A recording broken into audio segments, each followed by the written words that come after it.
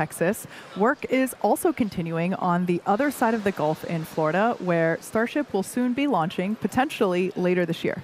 That's right. Starship flights from Florida will initially lift off from Launch Complex 39A at NASA's Kennedy Space Center.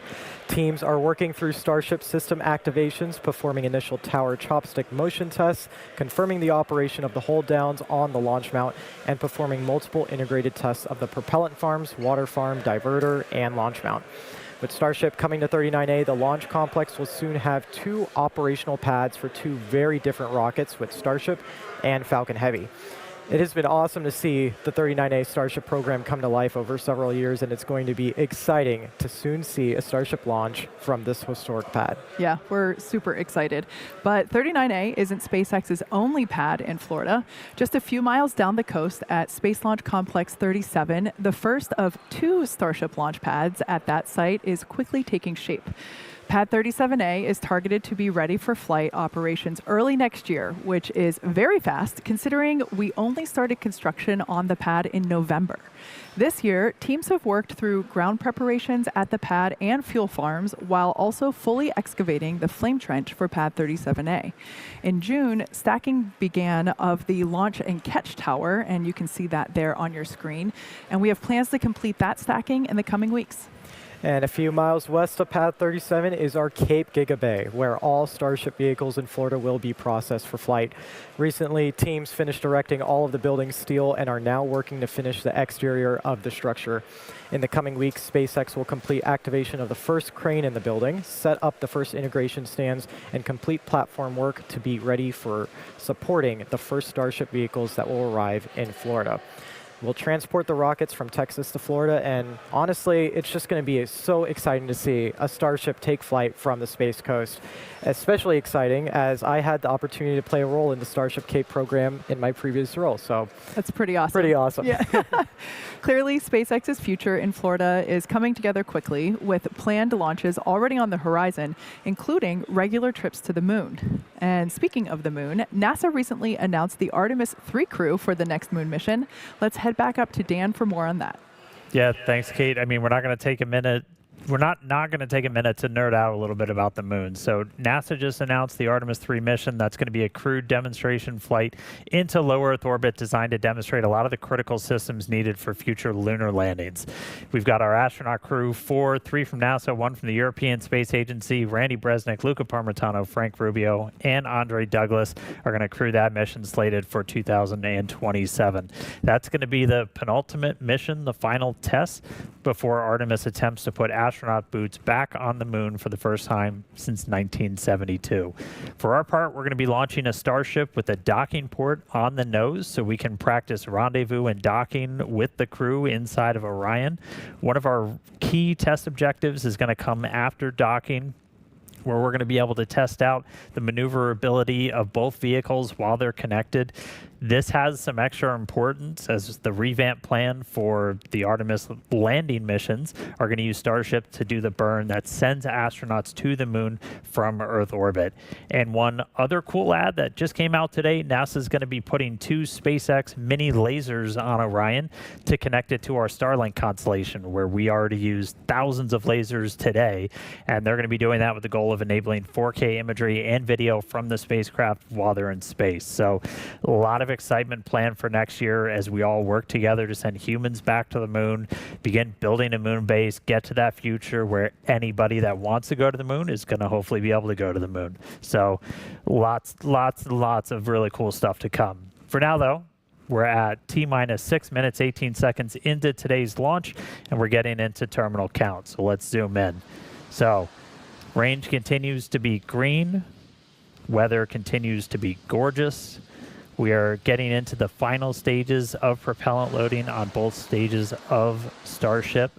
Again, we're putting liquid oxygen, liquid methane on both the booster and the ship. Ship has main tanks. It also has those small header tanks in the very top and the nose of the vehicle that we're going to fill up. We're going to close out on the ship at about 2 minutes and 10 seconds before launch, and then the booster at about 2 minutes and 50. Once we're completely done prop loading, you've got about 11.5 million pounds of liquid propellant on board both stages. Then we start to get the pad itself ready for launch. We do what's called pushbacks. That's you're clearing out all of those propellant feed lines that have been flowing from the tank farm into the tower, into the vehicles, push it back into the tank farm, and then we also start purging all of those lines with an inert gas, just getting it ready for launch. We'll do final thrust vector steering controls on our Raptor engines at about T-minus 100 seconds and then T-minus 60 seconds. If a hold is needed, shocking change, it's now going to come at T-minus 60 seconds. That's a new time. We've balanced out a couple of our final checks that happened before liftoff, and we moved them a little bit earlier before we start flying, so that time is now at T-minus 60. That's the point where we can pause to wait. We'll only hold there if there's an issue, and we can recycle back. Minus 60 seconds passes, a number of events will occur in rapid succession. Both the ship and booster will configure their comm systems for flight and will rapidly run leak checks on gas and fluid tanks. The booster will also go to internal power and its engines will get its final priming for launch, while the ship's engines begin their ascent bleed profile and it arms the automatic flight safety system. There's a lot of mechanical activations on the tower side as well, with one critical step, unlatching the quick disconnect feeding propellant into the ship. And once T-minus 60 seconds has passed, there is still the ability to rapidly recycle the count under certain conditions back to that T-minus 60 second hold point. We can hold there and assess what happened and if teams can proceed again to T0. We've got about 5 to 8 minutes of hold time, and that will largely be driven by the propellant temperatures that we see on the vehicle while holding. The flame diverter on pad 2, which you can see the side profile of it there on your screen, that activates at T-minus 17 seconds, and if we trigger a hold after that, it will result in a scrub for the day. So we're now just under 3.5 minutes until liftoff. If you've recently joined, we're planning to deploy 20 of our Starlink V3 satellites. These are real V3s on board, so that's exciting. We also would like to perform a Raptor in-space relay as well. That's right, and actually on the screen now you're seeing an awesome view of our pad and the clouds that you're seeing coming off of our fuel tank farm, all now being used for its second time here for Flight 13. All right, so we're through the 3-minute mark. So we should be closing out prop load on the booster any second now, and then the closeouts on the ship will come just a little bit after that. Again, we're looking a little over 11.5 million pounds of propellant on both of these vehicles. We are not currently tracking any holds on the board, which is always good news. Reminder, we have that built-in hold at T-minus 1 minute. We're only going to stop there if we run into an issue where we need a couple of minutes to hang out. But right now, we have no holds on the board. So a lot on deck for Starship, the second flight of Starship version 3. Booster version 3, Raptor 3, looking to get off the pad here in 2 minutes.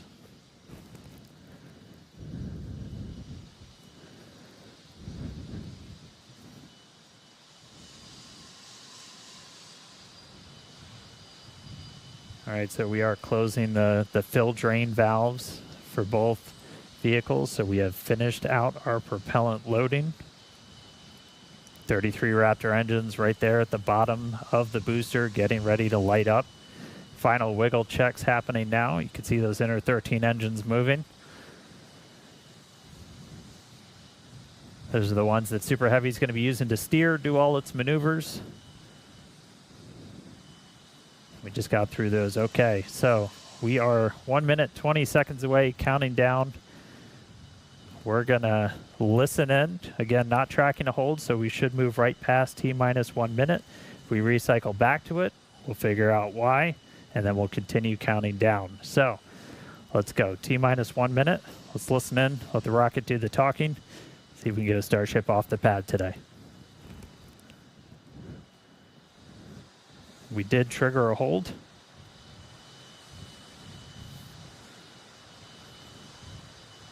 So again, we have this hold built in. We've got a couple of checkouts that are going to happen on the vehicle and the pad. that we've got to clear. A lot of it's tied to essentially the different pressures that are in the systems that are feeding prop into the vehicles. Looks like we are getting ready to reset that hold though. And the clock is rolling.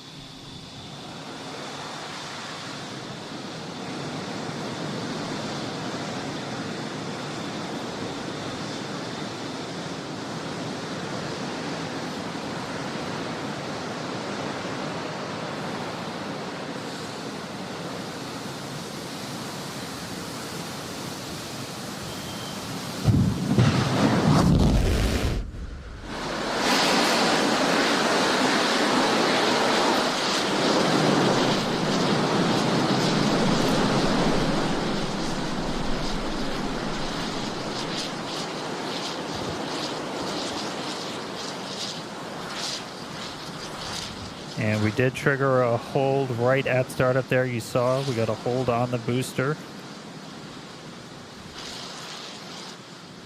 So stick with us for a second.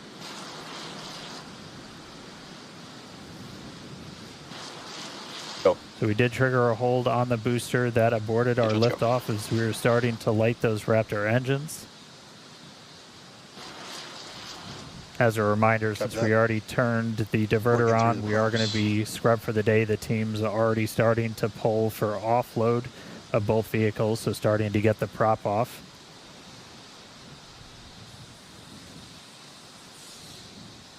We'll take a little bit of time to look into what triggered that abort. Usually we'll take some data review for all of our teams. But again, we did abort on the startup of the booster. So we weren't tracking any holds moving in to those final seconds into that final minute. But that is going to be a scrub for the day. So the team's now moving into commodity offload. We're going to take the methane and the oxygen off of both Starship and Super Heavy.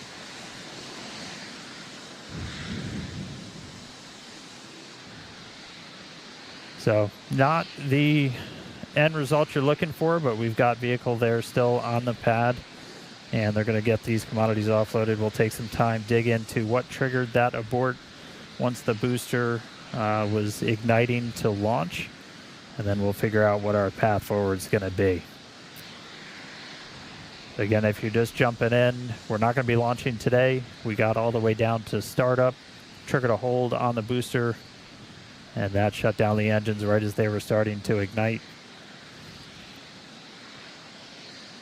All right, so at this point, they're going to get into offload. We're going to get all the methane, all the oxygen off the vehicle, and then we'll figure out next steps. So, no Starship launch today. We'll dig in with the teams, figure out what happened, and figure out when our next attempt is going to be. And obviously, we're going to keep you updated as well. So we'll dig into what our recycle time is, when we're going to be able to try again. Be sure to follow us on X at SpaceX. We're going to share updates there as soon as more information becomes available and when we can get back for flying. So thanks for tuning in today. Hopefully we'll be back real soon for Flight 13 and another attempt to get Starship off the pad. Thanks, everybody.